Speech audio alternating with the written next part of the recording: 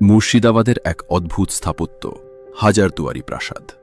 ভাবুন তো, এক প্রাসাদ যেখানে হাজার দরজা, কিন্তু সব দরজা দিয়ে ঢোকা যায় না। মুর্শিদাবাদের বিখ্যাত হাজারদুয়ারি প্রাসাদ ঠিক এমনই একটি রহস্যময় স্থান। নাম শুনে প্রশ্ন জাগে, এখানে কি সত্যি 1000 দরজা আছে? আসলে প্রাসাদে আছে মোট 900টি আসল দরজা, বাকি 61টি দরজা শুধু নকল। কেন এমন করা হলো? 1837 সালে নবাব নাজিম হুমায়ুন জাহা শত্রুদের বিভ্রান্ত করার জন্য এই নকল দরজাগুলো বানান। প্রাসাদের ভেতরে ঢোকার চেষ্টা করলে কেউ বুঝতে পারত না কোনটা সত্যি দরজা আর কোনটা শুধু দেয়ালের অংশ।